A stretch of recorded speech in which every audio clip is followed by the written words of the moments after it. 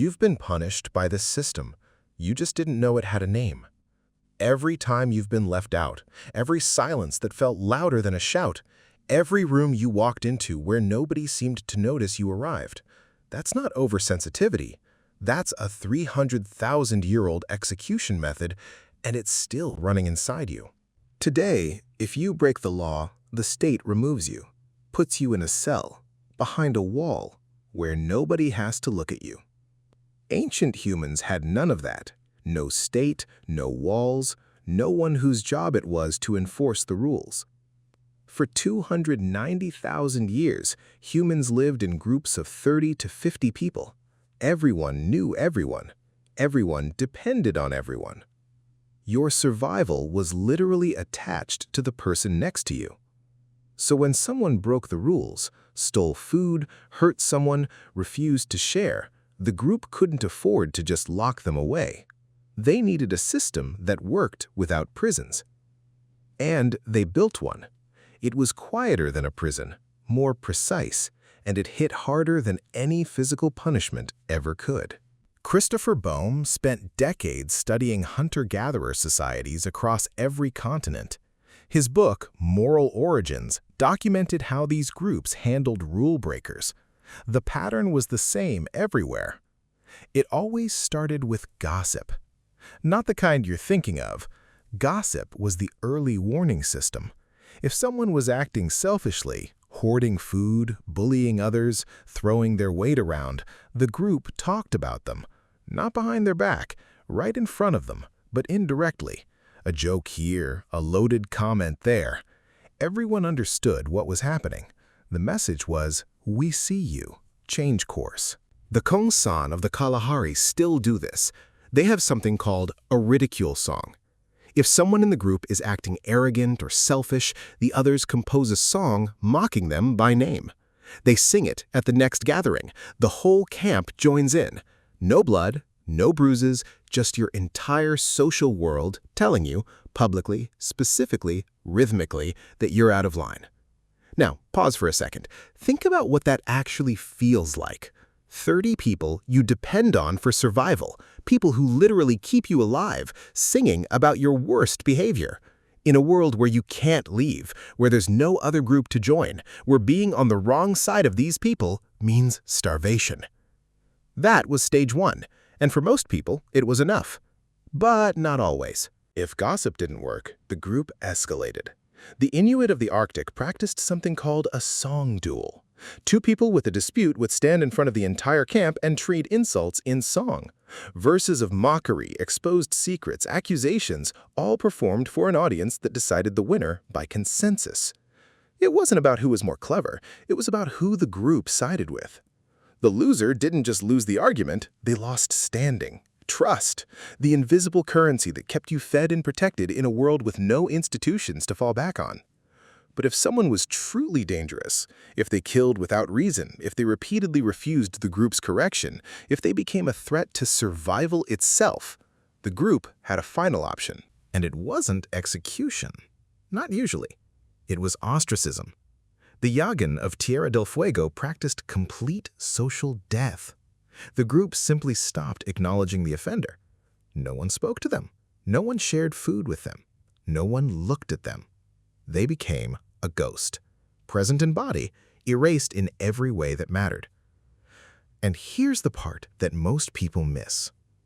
Ostracism wasn't just about removing a threat. It was designed to do something specific, something more sophisticated than simple revenge. It was designed to signal. The anthropologist Richard Sosis studied religious communities and found the same logic everywhere. The costlier the punishment, the stronger the signal to everyone else watching. Public shaming, exile, the cold silence of a turned back. These weren't just penalties for the offender. They were advertisements. They told every other member of the group, this is what happens when you break the contract.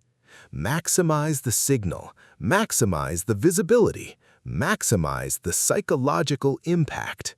The same design logic that would later produce scaphism and the breaking wheel was already running 290,000 years earlier in a group of 40 people around a fire. No torturer needed, just silence. But here's where it gets uncomfortable. In 2003, Naomi Eisenberger at UCLA put people inside an fMRI scanner and had them play a virtual game of catch. 2 other players were in the game, or so the subject thought. After a few throws, the other 2 players stopped throwing to the subject. The subject was excluded, ignored, digitally ostracized. Eisenberger's subjects reported feeling hurt, physically hurt, and when she looked at their brain scans, the anterior cingulate cortex, the same region that lights up when you break a bone, cut your skin, or burn your hand, was fully activated. Social rejection and physical injury share the same neural highway. Your brain does not distinguish between being punched and being ignored. This isn't a metaphor. This is your neurobiology. Your ancestors didn't need prisons because the punishment was the group. The group withdrew. Your brain registered that withdrawal as physical death. And for 290,000 years, that was enough to keep most people in line. So what happened? About 10,000 years ago, humans started farming. Then they built villages, then cities. And suddenly the group was too big to withdraw from. A stranger doesn't care if you're shamed. A crowd doesn't notice if you're ignored.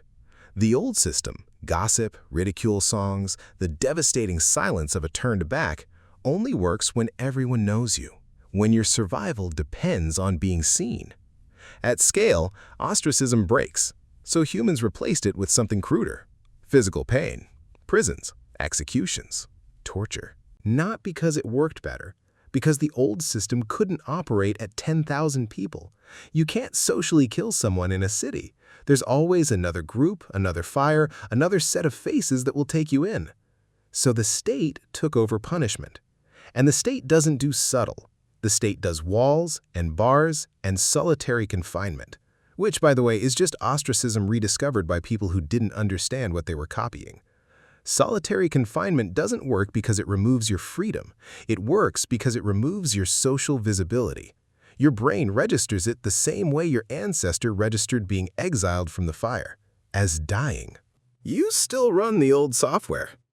Every unanswered text, every post that gets no response, every room you walk into where nobody seems to notice you. That sharp, tight feeling in your chest isn't insecurity. It isn't a personality flaw.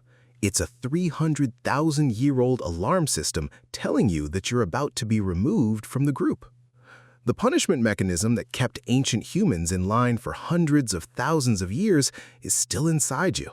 It's just being triggered by the wrong things, in the wrong doses, with no group to welcome you back when it's over. The Kung San didn't just ridicule someone and leave them broken. The song ended, the group moved on, the person was readmitted. Ostracism had a re-entry, because the point was never to destroy, it was to correct and then restore. Modern punishment, a prison cell, a canceled reputation, a silent phone, has no re-entry. The alarm screams, but there's no signal that tells your brain you're safe again. You're exiled from a fire that no longer exists, and your nervous system has no way to know the punishment is over. If you're finding this interesting, there are more videos on this channel about what ancient humans could do that we've lost. Subscribe for more hidden human history.